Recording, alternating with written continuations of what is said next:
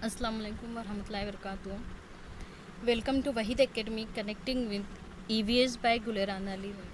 आज हम ईवीएस का 3 फरवरी ऑनलाइन पेपर 3 फरवरी 2023 वाला पेपर को सॉल्व करेंगे। इसके पहले हमने 2 पेपर को सॉल्व कर चुके हैं। चलते हैं हम फर्स्ट क्वेश्चन की तरफ। नई दिल्ली हावड़ा राजधानी एक्सप्रेस 25 नवंबर 2022 को 16:50 पर नई दिल्ली स्टेशन पहुंचती है से चलती है। फिर 26 नवंबर 2022 को 12:05 पर हावड़ा पहुंचती है। तो पहले हम इसका डेट एंड टाइमिंग अलग कर लेंगे। ठीक है, कितने बजे निकली है? तो ये निकली है 25 नवंबर को, डेट लिखे हैं। फिर कितना टाइमिंग हो रहा था तब ये निकली है, तो 16:50 को। कहाँ से? डी फॉर दिल्ली और एच फॉर हावड़ा। दिल्ली निकली है दिल्ली से 25 नवंबर को। 26 नवंबर को ये हावड़ा पहुंची है। कितने बजे पहुंची है? तो ये पहुंची है 12:05 को। ठीक है, अब ये निकल गया है। अब इसके बाद हमको आगे देखना है कि क्या बोल रहा है क्वेश्चन में। रेलगाड़ी की औसत चाल, मतलब यहाँ क्या है? स्पीड कितनी दी है? 80 किलोमीटर। तो यहाँ पर एस फॉर स्पीड कितना है? 80 किलोमीटर। ठीक है, फिर आगे क्या बोल रहा है? जिसके प्रति घंटा, हर घंटे के 80 किलोमीटर की चाल से स्पीड से चली है। तो नई दिल्ली और हावड़ा के बीच की दूरी मतलब डिस्टेंस मालूम करना है। तो डी फॉर डिस्टेंस मालूम करना है हमें। अब डिस्टेंस मालूम करने से पहले हमें क्या करना है?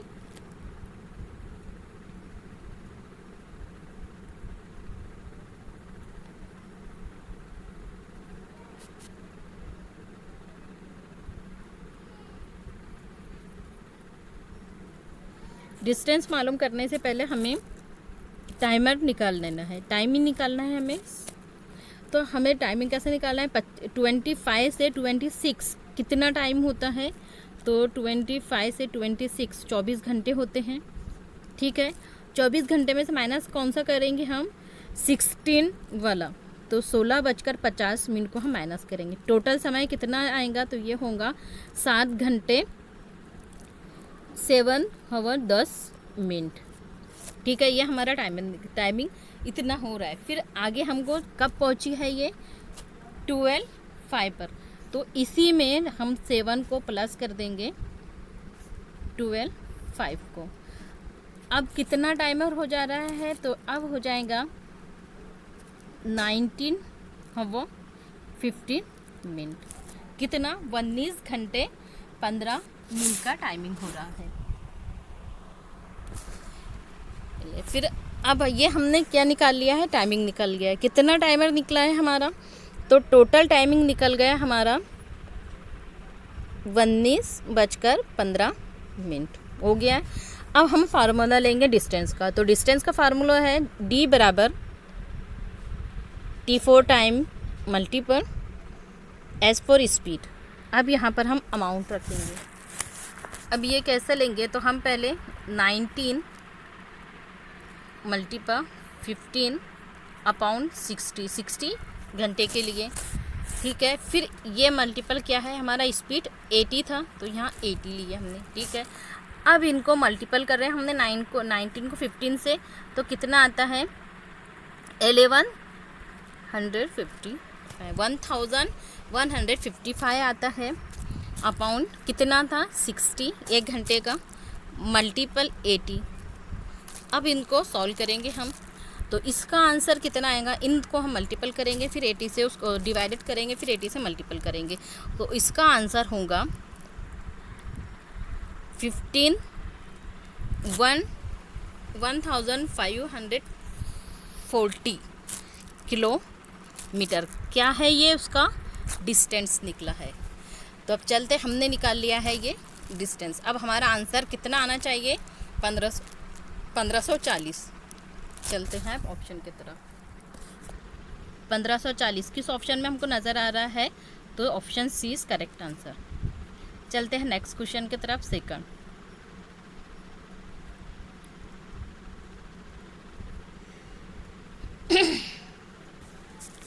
कल्पना कीजिए कि आप एक पार्क में हैं और भूकंप आ गया है। आप सुरक्षा की कौन सी युक्तियाँ अपनाएंगी? मतलब आप इमेजिन कीजिए कि आप एक पार्क में बैठे हैं या आप पार्क में वॉकिंग कर रहे हैं और वहाँ पर आपको ज़लज़ला महसूस हो रहा है, तो आप सबसे पहले सेफ्टी के लिए क्या करेंगे? आप इमारतों से दूर खुले में चले जाएंगे या निकटतम नज़दीकी इमारत में भाग जाएंगे। मतलब जो नज़दीक की आपको इमारत दिखेंगी, बिल्डिंग्स वगैरह, आप उसमें चले जाकर पनाह लेंगे। या get under the nearest tree, जो निकटतम वृक्ष है जहाँ पर आपको नीचे या नज़दीक में कोई दरख्त वगैरह नज़र आएगा, आप वहाँ चले जाएंगे। या run out of the park of the nearest road, या पार्क से निकलकर भागते हुए निकटतम सड़क पर पहुँच जाएंगे। कहाँ पहुँचेंगे आप?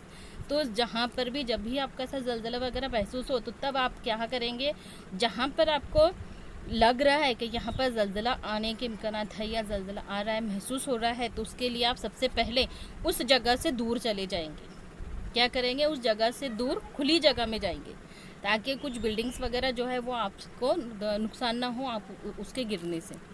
तो हमारा ऑप्शन ए राइट आंसर होगा। चलते हैं थर्ड क्वेश्चन पर।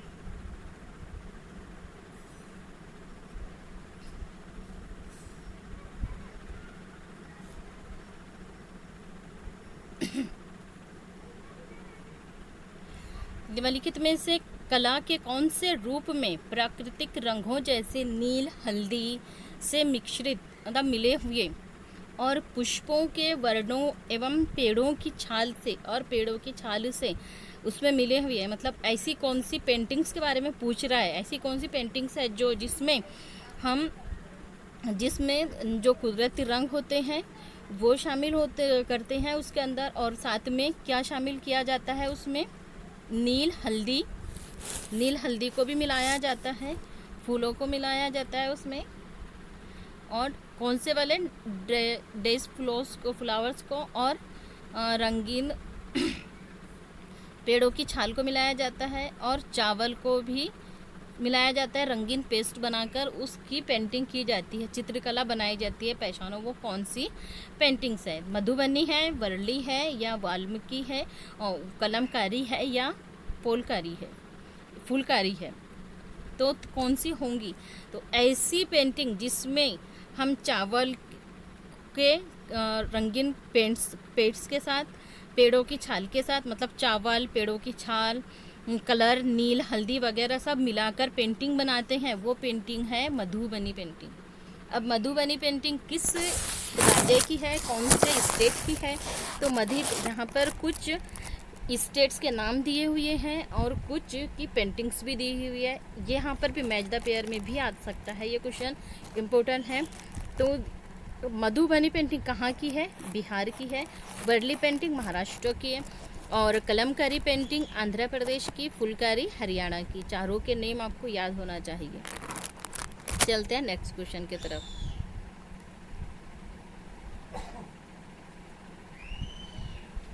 Select a set of food items which are obtained from the same plant part. ऐसे भोज्य पदार्थ के एक समुच्चय का चयन कीजिए जिन्हें पौधे के समान भाग से प्राप्त किया गया है। मतलब ऐसा जिससे उसके सेम प्लांट के हिस्से से निकाला गया है। जैसे एप्पल, शुगरकेन, जिंजर और कैरोट। सेब, गन्ना, अदरक, गाजर। या ग्रीन पीस, जीरा, चना, वीट। हरी मटर, जीरा, चना, गेहूँ। या पालक, जीरा, आलू, मटर, पत्ता गोभी। या सेब, टमाटर, अदरक, खुबानी। कौन से होंगे जो एक ही जैसे चीज़ से निकाला जाती है? तो ऑप्शन बी करेक्ट आंसर होगा कि ग्रीन पीस, जीरा, चना, वीट, ये सब एक ही चीज़ से निकाले जाते हैं। जैसे चलिए हम थोड़ी सी इसके बारे में जान लेते हैं। से देखिए, बैगन, मिर्च, सेब, ये जो सब्ज़ी है और फल है, इसके खाने का क्या है? इसे फल कहते हैं। फिर मूंगफली, सरसों, सोयाबीन, हरी मटर, जीरा, चना, ये क्या है? ये बीज है। ये तीनों भी क्या है? बीज है। फिर है आलू, अदरक,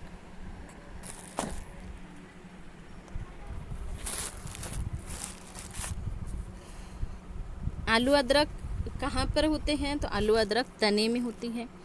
फिर है मूली, चुकंदर, शलजम और शकरकंद। ये क्या, इसकी क्या होती है, इनकी जड़ें होती है।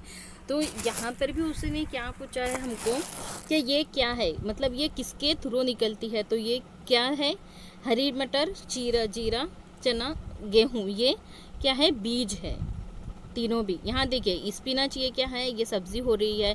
पोटैटो भी सब्जी है, कैबेज भी सब्जी है, इस वजह से वेजिटेबल्स, इस वजह से आंसर नहीं होगा।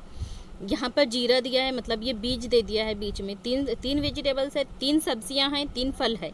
क्या है ये, वेजिटेबल्स है 3, और एक इसमें उसने बीज दिया है, सीड दिया है, तो वो नहीं होगा।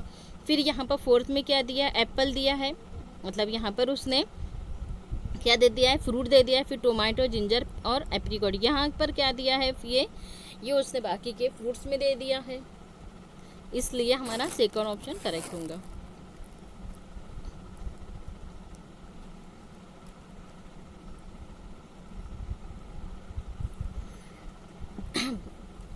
करेक्ट सीक्वेंस लगानी है किसकी, extreme pollution of river water की।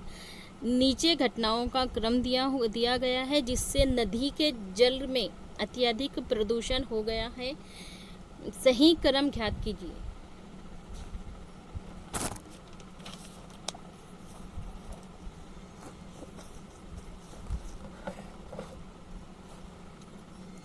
क्या करना है हमको, इसका दिखाना है। अब क्या होगा, प्रदूषण के लिए, पॉल्यूशन के लिए, रिवर वाटर के पॉल्यूशन के लिए हमको सही क्रम लगाना है। तो इसमें सबसे पहले हम किसको लगाएंगे, पहले ऑप्शन पढ़ लेते हैं। नदी के जल की गंध, अम्लता और रंग प्रभावित होते हैं।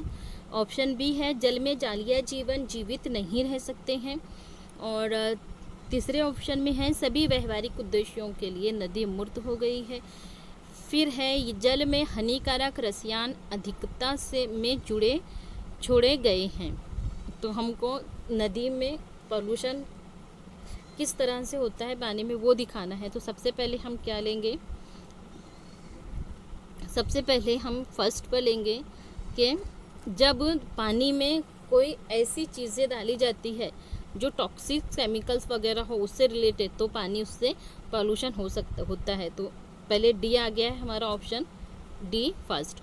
फिर उसके बाद में हमें क्या करना है, जब हम ये केमिकल्स वगैरह डालते हैं तो पानी कैसा हो जाता है, गंदा हो जाता है, और उसमें से उसका रंग भी अलग हो जाता है। तो ये ऑप्शन ए होगा सेकंड पर। तो यहाँ हम ए लिख देते हैं। फिर थर्ड में क्या बोल रहा है उसके बाद में जल में जालिया जीवन जीवित नहीं रहते। जब ये केमिकल्स वगैरह डाले जाते हैं तो जो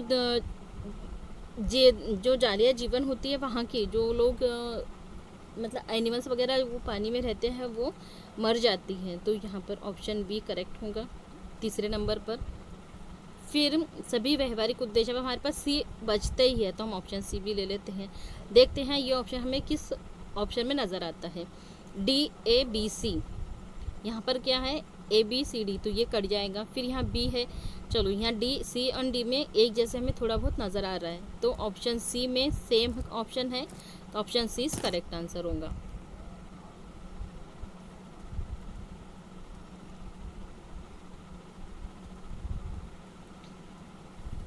Which of the following group of plants are propagated by seeds? निम्नलिखित में से कौन से पौधों के प्रवर्धन बीजों द्वारा होते हैं? बीजों के जरिए वो उनकी प्रवर्धन होती है। तो वो कौन से प्लांट है? शुगर केन, पोटैटो या कैबेज, गन्ना, आलू, पत्ता गोभी, या चावल, गेहूँ, ओट्स, या आलू, गुलाब, गन्ना, या गेहूँ, गन्ना, चावल। अब देखिए इसमें से हमें क्या चाहिए, जो बीजों के ज़रिए होते हैं, बनते हैं। अब बीजों के ज़रिए तो ये क्या हो रहा है, गन्ना है, इसमें पोटैटो है, और ये है, मतलब ये क्या हो रहे हैं, हमारे फ्रूट्स हैं, फल है, और ये दोनों वेजिटेबल्स है। तो ये तो नहीं होगा, तो ऑप्शन ए कट जाएगा। फिर बोल रहा है राइस, व्हीट एंड ओट्स, देखते हैं इसको भी, उसके बेहतर हम पहले नीचे चलते हैं। फिर पोटैटो, रोज़ है, अब यहाँ रोज़ क्या आ गया है, रोज़ फ्लावर हो गया है, तो ये भी हमारा ऑप्शन सी कट जाएगा। फिर बोल रहा है शुगर केन, राइस, गेहूँ। अब इसमें दो तो बीज वाले है, लेकिन तीसरा उसने शुगर का दे दिया है, तो ये नहीं होगा, ऑप्शन डी भी कर जाएगा। बच रहा है हमारे पास क्या?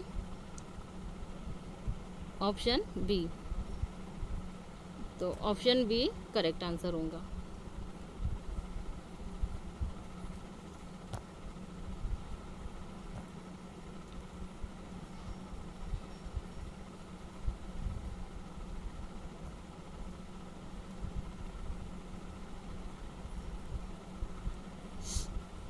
Which of the following is the main food of the people of the state to which PV Sindhu belong? निम्नलिखित में से कौन सा भोजन उस राज्य, उस स्टेट के लोगों का मेन भोजन है, मुख्य भोजन है, मुख्य खाना है, मेन खाना है, जहाँ से PV सिंधु संबंधित रखती है? PV सिंधु कौन है, ये कमेंट में आप बताएंगे।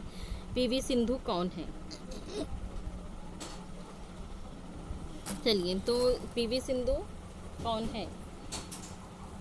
अब हमें खाना पहचानना है, ये कहाँ की डिशें होती है। रोटी दाल सब्जी ये तो नहीं होंगी, तो इडली चटनी राइस सांभर, ये इसका राइट आंसर होगा।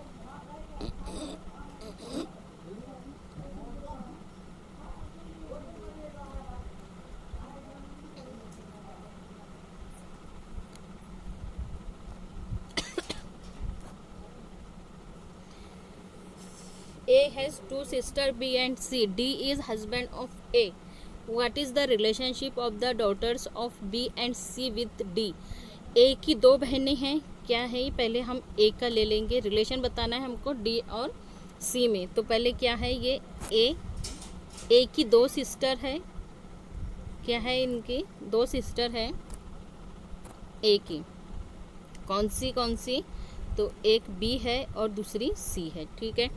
अब D is husband of A। अब D क्या है? D इसका हस्बैंड है, H है, और ये उसकी वाइफ है, ठीक है। अब what is the relation of the daughter of B? B की जो डॉटर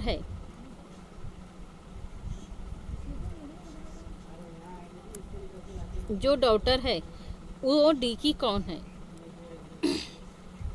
पुत्रियों का D से, जो B और C इन दोनों की जो बेटी है उनका D से क्या रिलेशन है?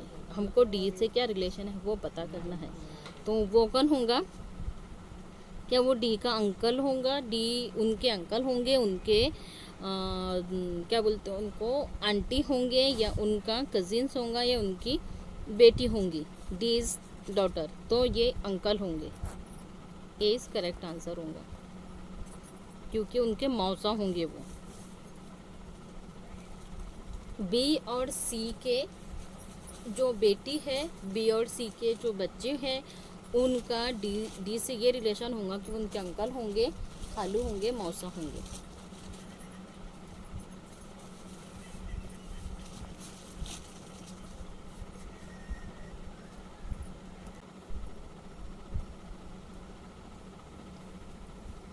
Select from the following a pair of bird having excellent sight and see this distinctly 4 times as far as we can. निम्नलिखित में से पक्षियों का वो युगल जोड़ा चुनिए जिनकी दृष्टि श्रेष्ठ होती है और हमारी तुलना में 4 गुना दूरी की वस्तुओं को स्पष्ट देख सकते हैं। कौन है वो?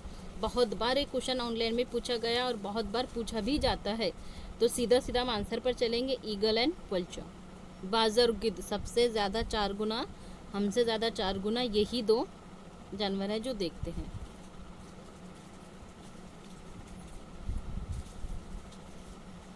वो राज्य जहाँ तोरंग का अर्थ जंगल है कौन सा है? मतलब वो स्टेट बताइए जहाँ पर तोरंग का मतलब क्या? तोरंग का मतलब होता है जंगल, तोरंग का मतलब जंगल होता है। कहाँ बोली जाती है तोरंग? जंगल को तोरंग कहाँ बोला जाता है? मिजोरम में, झारखंड में, अरुणाचल प्रदेश या छत्तीसगढ़ में? तो ये झारखंड में बोला जाता है तोरंग।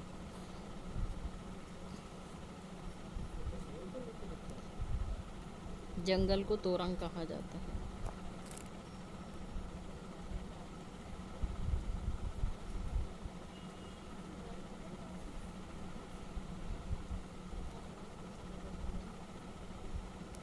The house of student is at X and his school is at Y, and there is no straight path between X and Y. So in order to reach the school, the student goes first to which is 60 meter to south of X, then to B which is 60 meter to east of A, then to C which is 50 meter to south of B, and finally reach his school which is 60 meter east of C. With respect to the school, the correct direction of his house.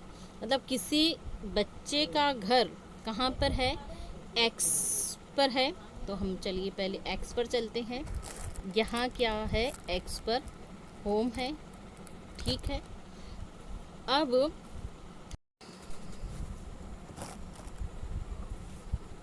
तो X पर क्या है, इसका बच्चे का घर है, किसी स्टूडेंट का घर है, होम है X पर, ठीक है। अब ये कहाँ से जा रहा है, और Y पर उसका स्कूल है। Y पर क्या है, तो सबसे पहले हम इधर लिख लेंगे शॉर्ट में। X पर क्या है, उसका होम है, और स्कूल कहाँ पर है, Y पर है, ठीक है। अब हमें Y पर पहुँचना है बच्चे को, तो वो किस तरह से जाएगा। तो Y और X के बीच में कोई सीधी सड़क नहीं है, इसलिए उसे घूम कर जाना पड़ता है। तो स्कूल पहुंचने के लिए वो जो स्टूडेंट है वो पहले कहाँ पर जाता है, ए पर। कितना, ए पर जाता है, ठीक X के दक्षिण में, मतलब साउथ में। तो X कहाँ पर है, नॉर्थ में है, नॉर्थ में है, तो यहाँ से जा रहा है साउथ में, ठीक है। साउथ में कितने मीटर जाना है, तो हम इसको पहले नाम दे देंगे ए। कितना मीटर बोला है, 60 मीटर कहा है, तो इसे नाम दे देंगे हम 60 मीटर, हो गया। फिर की दूरी पर है, फिर वो 60 मीटर की दूरी पर है, फिर वो बी पर जाता है जो ए के ठीक पूर्व में है, मतलब ए के ईस्ट में बी आता है। यहाँ पर हम बी का नाम दे देंगे, और ये डायरेक्शन उसका ईस्ट हो गया है। कितना मीटर गया है, तो ये भी 60 मीटर तक पहुँचा है, ठीक है। फिर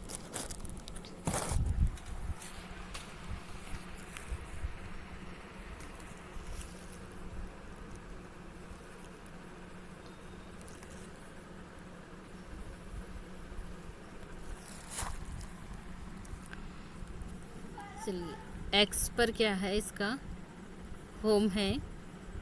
यहाँ से कितना जा रहा है, तो ये 60 मीटर ए पर है, साउथ में। अब ए से उसे बी पर जाना है, तो कितना बी पर जाएगा, बी कहाँ पर है, ये ईस्ट में है, ठीक है। कितना मीटर जा रहा है ईस्ट में, तो 60 मीटर हो गया है। अब आगे क्या बोल रहा है, फिर वो सी पर जाता है। कहाँ जाता है, फिर वो सी पर जाता है जो बी के ठीक दक्षिण में है, मतलब बी के नीचे साउथ में। यहाँ आ रहा है साउथ में, क्या है, यहाँ सी है, सी है।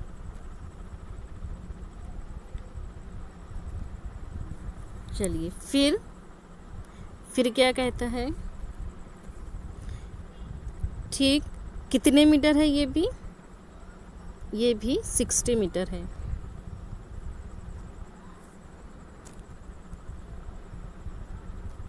ये भी 60 मीटर है। फिर सी के ठीक पूर्व में 60 मीटर की दूरी पर है। अब यहाँ से 60 मीटर की दूरी पर ईस्ट में, कहाँ पर, ईस्ट में, यहाँ क्या है, यहाँ पर है स्कूल। यहाँ क्या है, वाई पर था हमारा स्कूल। तो अब ईस्ट में इस तरह से गया, तो ईस्ट में स्कूल है और एक्स पर वो है, तो इसका आंसर होगा नॉर्थ में क्या है, हमारी इस होम है, और यहाँ ईस्ट में जा रहा है, तो ये नॉर्थ ईस्ट में पहुँचेगा।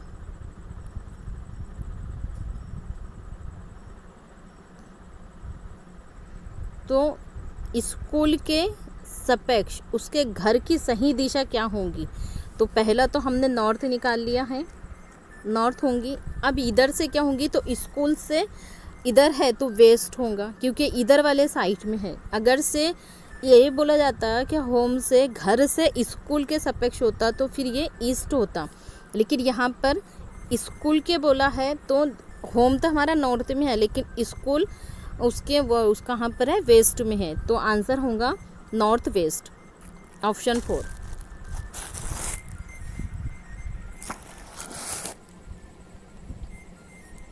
चलते हैं नेक्स्ट 12 क्वेश्चन पर, और है एक ट्रेन का क्वेश्चन।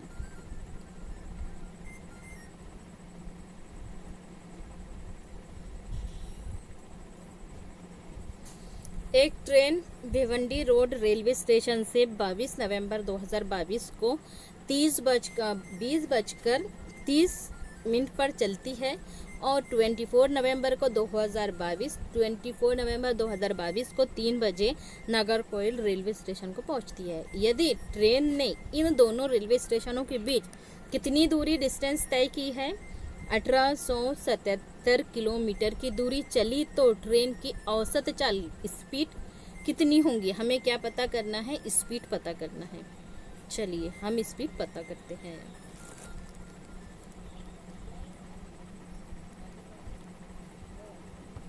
चलिए स्पीड कैसी होंगी?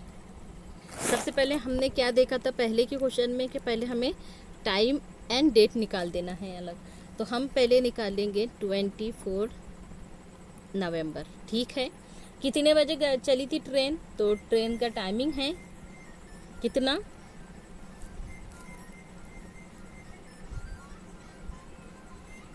20:30, ठीक है, ये टाइम। फिर कहाँ से चली थी? ओके, कहाँ से चली थी? भिवंडी से। तो B फॉर भिवंडी, पहुँची कहाँ? Nagercoil, N for Nagercoil. फिर अब हम यहाँ लिखेंगे कितने बजे? 24 नवंबर, 24 नवंबर को कितने बजे? तो ये पहुँची है 3 बजे, ठीक है। अब हमको क्या करना है? पहले हम माइनस करेंगे कि 24 एंड 23 सॉरी 22 एंड 23 में कितना निकल रहा है यहाँ पर? तो पहले 23 एंड 24 में से हम पहले इसको माइनस करेंगे। 24 आवर्स में से 20 आवर 30 मिनट्स को इनको माइनस करें हम, तो कितना टाइमिंग बचेगा हमारे पास में? तो हमारे पास टाइमिंग, टोटल टाइमिंग बच जाएगा 3.5 घंटे। हो गया है। अब इसके बाद में हमें टाइमिंग कितना निकालना है? ये चली थी हमारी 23 नवंबर की, हो गई 23 नवंबर का टाइमिंग। अब हमने कितना है 23 नवंबर का टाइमिंग? 3 बजे, 3 का, ठीक है। तब टोटल टाइमिंग कितना निकला है हमारा? टोटल टाइमिंग निकल गया है 3 घंटे 30 मिनट, ओके। 30 घंटे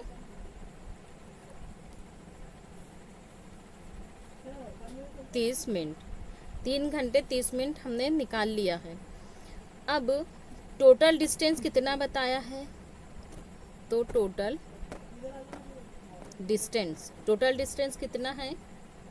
तो टोटल डिस्टेंस बताया है 1877। अब हमें मालूम क्या करना है? मालूम हमें स्पीड करना है।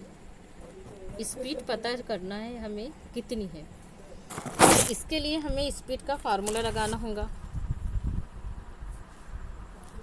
स्पीड का फार्मूला हमें, ये तीनों भी फार्मूले याद होना चाहिए, टाइम, स्पीड एंड डिस्टेंस का। इसके पहले हमने डिस्टेंस देखा और अब टाइम देख रहे हैं। सॉरी, इसके पहले हमने डिस्टेंस देखा था और अब स्पीड देख रहे हैं। तो स्पीड, S फॉर स्पीड बराबर D for distance upon T for time, ठीक है। अब यहाँ पर हम इनकी नंबर रख लेंगे इनके जगह पर। तो D कितना है? डिस्टेंस कितना है हमारे पास?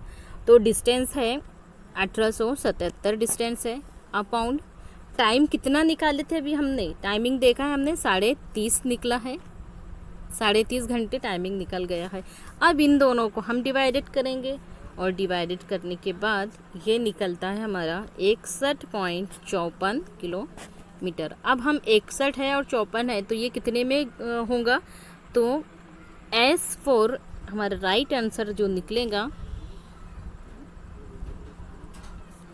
S4 62.62 kilometre. ठीक है, इस तरह से हमारा राइट आंसर निकलेगा। हमने क्या किया, पहले टाइमर निकाला, पहले टोटल टाइमिंग निकालना होता है इसमें, पहले टोटल टाइमिंग निकाल ली हमने 30 घंटे, फिर जितना उसने डिस्टेंस दिया है उतना डिस्टेंस रखे हैं, फिर हमने इसको स्पीड का फार्मूला रखे हैं और स्पीड के फार्मूले के बाद में उन नंबर उस अल्फ़ाबेट पर उन फार्मूले पर हमने हमारे नंबर्स रख लिए हैं, वैल्यूज़ रख ली, फिर उसको डिवाइडेड किया है, फिर डिवाइडेड करने के बाद राइट आंसर आता है, हमारा राइट आंसर 62 होता है। चलिए अब देखते हैं 62 हमें कौन से ऑप्शन में मिलता है। 62 हमें डी ऑप्शन में दिखाई देता है। 3 territories states of Madhya Pradesh, Madhya Pradesh के 3 सीमांतर प्रदेश राज्य कौन से हैं, मतलब मध्य प्रदेश से कौन कौन से स्टेट की बॉर्डर लगती है, ये हमें पता करनी है। गुजरात, राजस्थान, महाराष्ट्र, या उत्तर प्रदेश, बिहार, छत्तीसगढ़, महाराष्ट्र, छत्तीसगढ़, झारखंड, और गुजरात, तेलंगाना, उड़ीसा। अब पहले ये देखना है कि हमारे पास महाराष्ट्र कहाँ पर है और ये इधर अदर वाली जो है तो ये कहाँ पर आ रही है। मध्य प्रदेश कहाँ है, पहले सबसे पहले वो हमको नज़र रखना है, तो मध्य प्रदेश MP।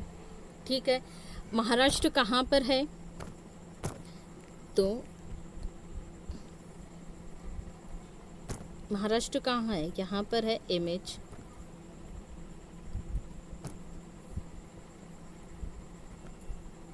यहाँ पर है MH। दूसरा गुजरात यहाँ पर है, राजस्थान यहाँ है। फिर बिहार कहाँ मिलेगा, तो बिहार यहाँ है, UP यहाँ है, और उसके बाद में छत्तीसगढ़ यहाँ है और झारखंड यहाँ है।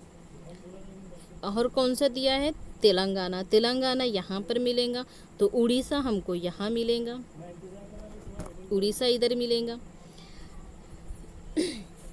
अब हमको कौन से स्टेट ढूंढने हैं, 3 जो मध्य प्रदेश से लगते हैं। अब मध्य प्रदेश से कौन से लगेंगे, देखिए यहाँ पर UP तो लगता है, हमको इनका ग्रुप ढूंढना है, तो यहाँ पर ग्रुप UP और ये मिल रहा है, तो यहाँ पर राजस्थान, गुजरात और मध्य प्रदेश मिल रही है, महाराष्ट्र लगता है। तो हमारा राइट आंसर होगा फर्स्ट, गुजरात, राजस्थान और महाराष्ट्र, 3 स्टेट उससे उसकी सीमाएं मिलती है, बॉर्डर लगती है। इसके लिए आपको मैप याद होना बहुत ज़रूरी है। मैप से रिलेटेड 2 से 3 क्वेश्चन आते ही आते हैं। अब क्या पूछ रहा है, ये भी मैप से रिलेटेड ही है। A group of states having coast on the Arabian sea. अब ऐसी स्टेट बतानी हमको जिसकी coastal line border Arabian sea में मिलती है, वो कौन से स्टेट होंगी। अभी हमने देखा है, फिर स्टेट वाला आया है, हमें मैप बनाना होगा। फिर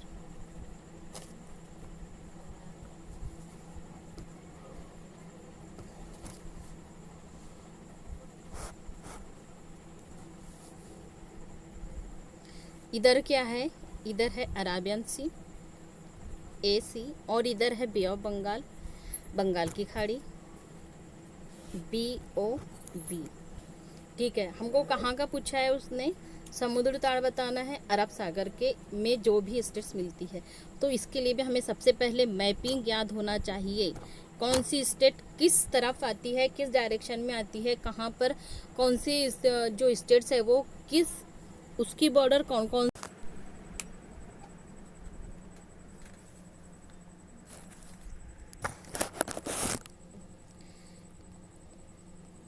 क्या करना है, arrange the following steps involved in practising activity based learning properly लगानी है हमको। एक्टिविटी बेस्ड का किस तरह से हम प्रॉपरली सीख सकते हैं, तो चलिए सही विकल्प को चुनना है। सबसे पहले हम क्या करते हैं, तो सबसे पहले हम कंडक्टिंग है, रिवाइजिंग है, प्लानिंग है, रिफ्लेक्टिंग है। सबसे पहले हम प्लानिंग करते हैं, तो पहले क्या आ जाएगा, हमारा सी होगा। चलिए हमारा ऑप्शन सी सबसे पहले हमें कहाँ नज़र आता है, तो ए और सी में, तो हम बी एंड डी को तो काट ही देंगे। ठीक है, अब हमको ए एंड सी में से ढूंढना है। फिर हम पहले क्या करते हैं, प्लानिंग करते हैं। उसके बाद में हम क्या करते हैं, कंडक्टिंग एक्टिविटी करते हैं सेकंड नंबर पर, तो ये होगा ए। फिर हम रिफ्लेक्टिंग द प्रोसेस करना शुरू कर देते हैं, तो ऑप्शन डी होगा। और लास्ट में हम उसे रिवाइजिंग करते हैं, तो ऑप्शन बी होगा। तो चलिए देखते हैं हमारा सी ए डी बी कहाँ पर है, तो C A D B option A में नज़र आ रहा है, तो ऑप्शन ए करेक्ट आंसर होगा हमारा।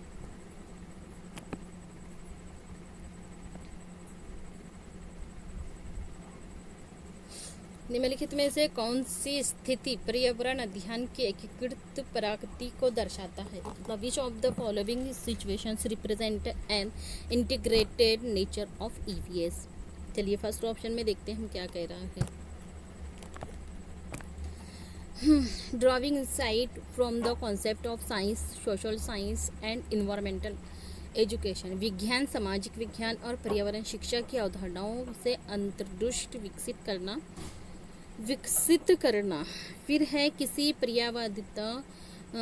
पर्यावरणविद को भाषण के लिए कक्षा में आमंत्रित करना। फिर है विज्ञान और सामाजिक विज्ञान से अलग अलग शिक्षकों को भाषण के लिए आमंत्रित करना, या विज्ञान और सामाजिक विज्ञान की अलग अलग पाठ योजना बनाना। तो हमको क्या बोल रहा है, इंटीग्रेटेड नेचर क्या है ईवीएस के, तो इंटीग्रेटेड मतलब इंटर रिलेशन। ईवीएस के साथ कौन कौन से सब्जेक्ट जुड़े हुए हैं, तो वह है ऑप्शन फर्स्ट क्या है, साइंस है, सोशल साइंस है और इन्वायरमेंटल एजुकेशन है, ये सब उससे कनेक्टेड है। चलते हैं हम 21 पर। Identify the objectives with which readers have been included in EVS. निम्नलिखित में से पर्यावरण अध्ययन पुस्तक में पहेलियों को सम्मिलित करने के उद्देश्य को पहचानिए। टू कन्फ्यूज स्टूडेंट, विद्यार्थियों के मन को भ्रमित करना। नहीं, ये तो भ्रमित करना तो बिल्कुल भी गलत होगा, बच्चों को कन्फ्यूज करना रॉन्ग है। फिर है टू मेक थीम प्ले, विद्यार्थियों को खेल खिलाना, ये भी नहीं होगा। To confuse students and derive pleasure form it, विद्यार्थियों के मन को भ्रमित करना और स्वयं आनंद लेना, तो ये भी गलत होगा। ऑप्शन सी डी हमारे पास बच रहा है सिर्फ। टू डेवलप लॉजिकल एबिलिटी, बच्चों में लॉजिकल एबिलिटी को डेवलप करने की ही राइट आंसर है ऑप्शन डी।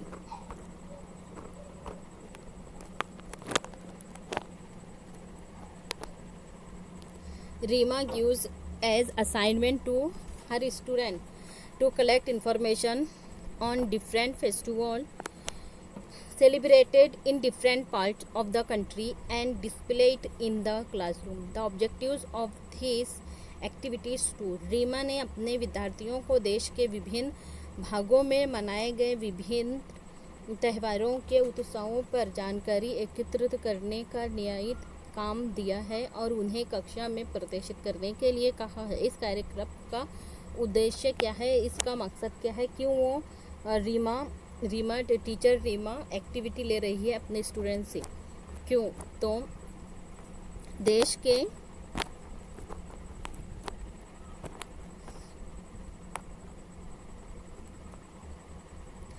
के सर्वाधिक लोकप्रिय त्योहारों के विषय में जाने के लिए, या सेंसिटाइज स्टूडेंट्स अबाउट डाइवर्सिटी। ये देखिए कितना प्यारा वर्ड है डाइवर्सिटी, तो यही हमारा राइट आंसर होगा। हमारे देश में संस्कृति की विविधता के विषय में विद्यार्थियों को संवेदनशील बनाना, तो ऑप्शन बी करेक्ट आंसर होगा। 23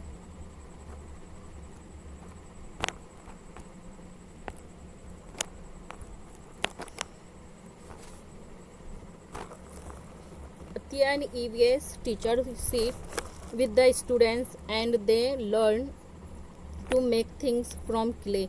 One student who cannot sit down on the floor with other students sit on a chair and learn from Aditya and her classmates to make different things from clay. During this activity, Aditya talks to the children and encourages activities. He asks students to use clay to create a scene of their choice. Each group comes with a different idea and a different scene. Through this, he provided opportunity. Aditya क्या है? आदित्य एक EVS के teacher है जो अपने student के साथ बैठे हैं और उन्होंने चिकनी मिट्टी से कई चीज़ें बनानी सीखी है। एक स्टूडेंट है जो दूसरे स्टूडेंट के साथ फर्श पर नहीं बैठ सकती, बल्कि वो उसे कुर्सी पर बैठती है और उसने आदित्य और उसके जो साथी बच्चे थे बच्चों से चिकनी मिट्टी से अलग अलग सामान बनानी सीखी। इस क्रियाकलाप के दौरान आदित्य ने बच्चों से बातें की और सृजनात्मकता को प्रोत्साहित किया। उसने विद्यार्थियों को चिकनी मिट्टी का उपयोग करके अपनी पसंद का दृश्य बनाने के लिए कहा। हर ग्रुप ने एक अलग विचार के साथ, एक अलग सोच के साथ एक अलग चीज़ बनाई और अलग नज़रिया बनाया। इसके लिए उसने अवसर प्रदान किया। क्या उन्होंने बताया है? विद्यार्थियों को उनकी प्रतिभा प्रदर्शित करने के लिए। तो ऑप्शन ए इस करेक्ट है। फिर है जिससे कि वो अपनी क्षमता को बेहतर कर सकते हैं। गुड, ये भी सही है। जहाँ पर भी बेहतर लफ्ज़ है वो उठा लेना चाहिए। फिर है विद्यार्थियों में प्रतिनिधित्व को मन में बैठाना। ये गलत है, कॉम्पिटेटिव नहीं करना चाहिए बच्चों में। तो ए एंड बी करेक्ट है, option D is right answer. If you find any topic in EVS difficult to teach, what would you do as a teacher? यदि आपको EVS में कोई विषय पढ़ाना कठिन लगे तब एक शिक्षक के रूप में आप क्या करोगे? मुख्य बिंदुओं की पुनरावृत्ति करेंगे, रिपीट द मेन पॉइंट्स, या रिपीट तो नहीं करेंगे हम, तो ये कर जाएगा। फिर है डू क्वेश्चनिंग विथ स्टूडेंट्स, विद्यार्थियों से प्रश्न करेंगे, नहीं जी। Read it and teach it, उसे पढ़ेंगे और पढ़ाएंगे, no. Use strategy of team teaching, yes, यही डी आंसर ही हमारा करेक्ट आंसर होगा। EVS exhibition was organized in Aarti's school. According to you, which of the following is the most appropriate objectives? आरती के school में EVS की एक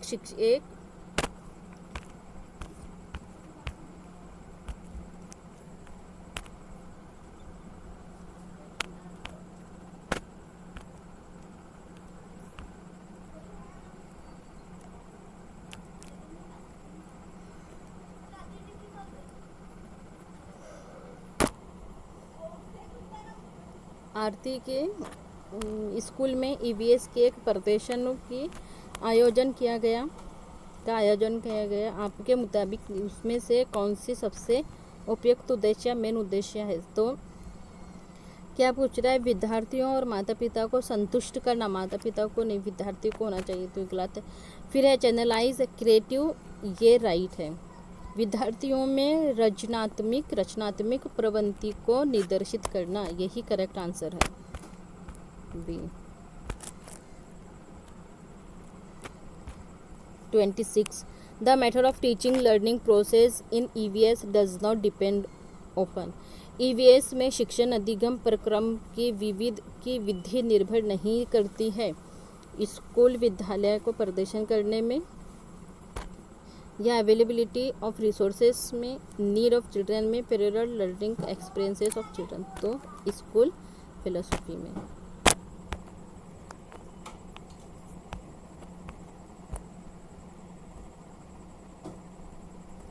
teaching of EVS would be more effective if the teacher, EVS का शिक्षक अधिक प्रभावी होगा यदि शिक्षक कंडक्ट वेरियस मीनिंगफुलिंग, यही मीनिंगफुल जहाँ पर आ जाता है वहाँ पर ही हमारा राइट आंसर निकल जाता है। Option A is correct answer. चलते हैं 28 पर। EVS teaching method encourage processing skills which are the core of inquiry based hand on learning, which of the following is not a skill। EVS के शिक्षण को प्रक्रिया कौशलों को प्रोत्साहित करना चाहिए जो जांच पर आधारित हाथ से करने वाले अधिगम की घटनाएं हैं। निम्नलिखित में से कौन सा एक कौशल्य नहीं है? तो कौन सा कौशल्य नहीं है, स्किल नहीं है, वो बताना है हमें। नहीं है तो कौन सा नहीं है? क्या है? ऑब्जर्विंग है और पूर्ण अनुमान है, इंटरफेयरिंग है, निष्कर्ष निकालना, न्यायित करना नहीं है, डिटरमाइनिंग नहीं है। तो और नहीं पूछा है तो option A is correct answer. Second last question. According to NEP 2020 environment studies as a subject shall be taught in। राष्ट्रीय शिक्षा नीति 2020 के मुताबिक पर्यावरण अध्ययन को एक विषय के तौर पर किस क्लास में ग्रुप की जगह पर दिया गया है? कहाँ पर? क्लास सेकंड या थर्ड? तो थर्ड में होता है, सेकंड में नहीं होता, तो ऑप्शन गया। फिर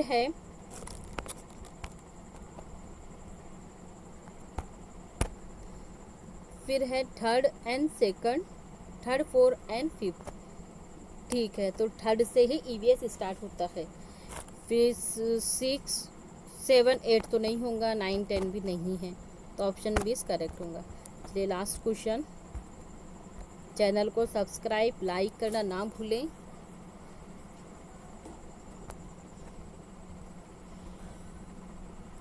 as a EVS teacher, how will you make your student understand limited availability of natural resources. प्राकृतिक संस्थानों की सीमित उपलब्ध को आप एक पर्यावरण अध्ययन शिक्षक होने के नाते अपने विद्यार्थियों को कैसे समझाएंगे? Through a good text book. देखो टेक्स्ट बुक जहाँ आता है वहीं पर हमको ऑप्शन को काट देना है, तो ऑप्शन कट गया क्योंकि हम टेक्स्ट बुक के थ्रू नहीं करेंगे। फिर through a good explanation of nature, explanation भी नहीं होगा। फिर है through speech bye environmental expert, ये भी नहीं, स्पीच नहीं होंगी, छोटे बच्चे हैं। फिर through showing a call spices and decisions, यही डी ऑप्शन इज करेक्ट होगा। Uses and availability for teacher, कक्षा में बच्चों को कोयले के टुकड़े दिखाकर उसकी भविष्य में उपलब्धता और उपयोग संबंधित चर्चा करेंगे। क्या कक्षा में, क्लास में हम बच्चों को कोयले के टुकड़े दिखाएंगे और उन्हें बताएंगे कि इसको फ्यूचर में किस तरह से हम हासिल कर सकते हैं और इसका हम इस्तेमाल यूज़ कैसे कर सकते हैं। ये थे हमारे 3 फरवरी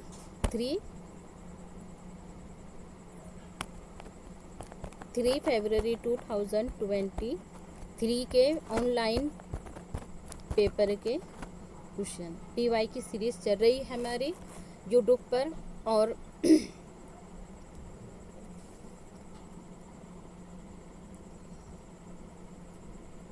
अभी तक अगर से किसी ने लाइक नहीं किया है तो लाइक कर लीजिए, चैनल को सब्सक्राइब नहीं किया है तो सब्सक्राइब कर लीजिए, देन कमेंट करना ना भूले, शेयर करना ना भूले। किसी को ग्रुप ज्वाइन करना है तो टेलीग्राम लिंक दी हुई है, आप इस पर ज्वाइन कर सकते हैं, और अगर से पेड कोर्स, क्रैश कोर्स लेना है तो आप ईमेल कर सकते हैं। चलिए चलते हैं, खुदा हाफिज़, जज़ाकल्लाह।